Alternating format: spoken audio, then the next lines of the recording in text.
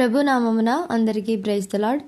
అలసిన వానికి ఊరడించు మాటలు అను పుస్తకంలో నుండి ఏప్రిల్ 7వ తారీఖున క్రీస్తు యేసునందు జీవమునిచ్చు ఆత్మ యొక్క నియమము పాప మరణముల నియమము నుండి నన్ను విడిపించెను. రోమీలకు రాసిన పత్రిక 8వ అధ్యాయము 2వ వచనం. విశ్రాంతి దినమును ఆచరించువారు మన గమనమును నిర్గమాకాండం 20వ అధ్యాయము 10 వైపు త్రిప్పుదురు. 7వ దినము నీ దేవుడైన యెహోవాకు విశ్రాంతి దినము. దానిలో నీవైనను నీ కుమారుడైనను నీ కుమార్తె అయినను నీ దాసుడైనను నీ దాసి అయినను నీ పశువైనను నీ ఇండ్లలోనున్న పరదేశి అయినను ఏ పనియూ చేయకూడదు. వారు ఈ ఆజ్ఞ విషయమేమిటి? నీవు 10 ఆజ్ఞలు ఆచరించి విశ్రాంతి దినమును ఆచరించుచున్నావా? నీ రక్షణ కొరకు శనివారమును విశ్రాంతి దినముగా ఆచరించవలను. లేని ఎడల నీవు దేవుని ఆజ్ఞలను వ్యతిరేకించి దానిని తీర్పు క్రిందికి వచ్చెదవు అని అందురు. వారు మన యేసు ప్రభువు విశ్రాంతి దినమును ఆచరించెను, దానిని ఆయన మార్చలేదని చెప్పుదురు. వారు జ్ఞానవంతులైన అబద్ధికులు, ప్రజలకు చెడ్డ అభిప్రాయం కలిగించి తప్పుదారి పట్టించువారు. వారి మోసయుక్తమైన దుష్టబోధల ద్వారా ప్రజలను దాసత్వం కిందికి తెచ్చుదురు. క్రీస్తు శకపు ఆరంభ దినములలో గలతీయలోని ప్రజలకు సున్నతి పొందిననే కానీ లేక కొన్ని ముఖ్యమైన దినములను ఆచరించిననే గాని రక్షింపబడరని బోధించబడెను. అందుచేతనే అపోస్తలుడైన పౌలు ఈ పత్రికను అంత కఠినమైన భాషలో రాసెను. వారు ఆ విధముగా చేసిన ఎడల మరలా తమ పాదమార్గములలోనికి వెళ్ళుచున్నట్లేనని పౌలు చెప్పెను. తన బోధ అంతయు వ్యర్థమగునని వారు సమస్తమును కోల్పోవుదురని అతడు భయపడెను. ఇది సాతాన్ యొక్క పాత కుయుక్తియే గాని క్రొత్తదేమీ కాదు. నీవు ఒకవేళ పూనా నుండి ప్రవచన కాగితములను లేక విశ్రాంతి దినమును ఆచరించువారు వ్రాసిన పత్రికలను తెప్పించుకొనున్నచో వెంటనే వాటిని కాల్చివేయము. ఎందుచేతననగా అవి అపవిత్రమైనవి. అనేక గృహములను పాడు చేయుటకు అవి సాతాను చేత ఉపయోగించబడుచున్నవి. దేవుడు నీ పాపములను క్షమించి ఉన్నాడు. నీవు విశ్వాసము ద్వారా ఆయన ఎదుట నీతిమంతునిగా తీర్చబడి ఉన్నావు.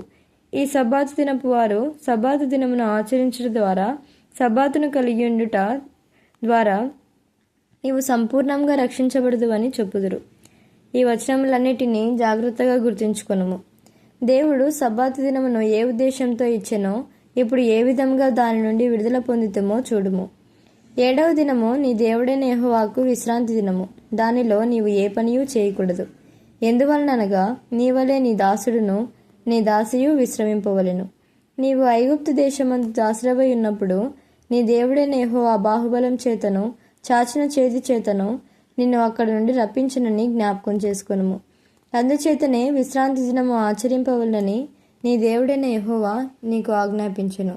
ద్వితీయోపదేశకాండము 5వ అధ్యాయము 14-15 వచనములు.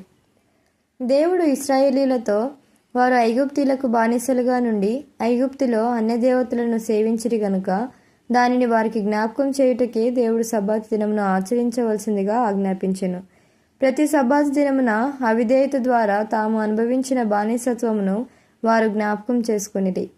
పాపపు బంధకములు తమ చేతులను, కాళ్ళను, నాలుకను, చెవులను, కండ్లను, శరీరమును బంధించినవనియు వారు జ్ఞాపకం చేసుకొనిరి. ధర్మశాస్త్రము బలహీనమైనదని దాని ద్వారా ఎవరునూ నీతిమంతులుగా తీర్చబడలేరని అందుచేతనే యేసుక్రీస్తు ప్రభువు మానవ రూపమున వచ్చి దేవుడు ధర్మశాస్త్రము ద్వారా ఏ నీతిని కోరెనో ఆ నీతిని నెరవేర్చెను. క్రీస్తు యేసునందు జీవమునిచ్చు ఆత్మ యొక్క నియమము పాప మరణముల నియమము నుండి నన్ను విడిపించెను.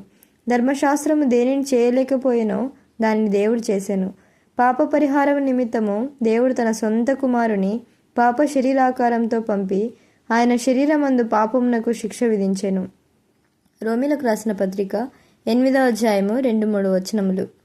మానవుడు దేనినైతే చేయజాలకపోయెనో దానిని యేసు ప్రభువు చేసి మనలను ప్రతి బంధకము నుండి విడిపించెను. ఆయన మన భారమును శిక్షావిధిని భరించి మన నిమిత్తము శాపగ్రాహి ఆయెను. అందుచేతనే మనం సంపూర్ణ విడుదల పొంది నూతన నియమము క్రిందికి వచ్చితిమి. అది క్రీస్తు యేసునందు జీవమునిచ్చు ఆత్మ యొక్క నియమము. అయితే ధర్మశాస్త్రం క్రిందనున్న వారు వారి పాప మరణముల నియమము క్రిందికి వచ్చుదురు. ఆ విధముగా సబ్బాతును ఆచరించడం ద్వారా ఇశ్రాయేలీలో తమకు కఠినమైన పనులు కల్పించు యజమానిని జ్ఞాపకం చేసుకొనిరి. కానీ ఇప్పుడు యేసుక్రీస్తు ప్రభువు దాసత్వపు బంధకములన్నిటి నుండి మనకు విడుదలను అనుగ్రహించి నిజమైన విశ్రాంతిని ఆయనలో మనకు అనుగ్రహించెను. ఆమెన్.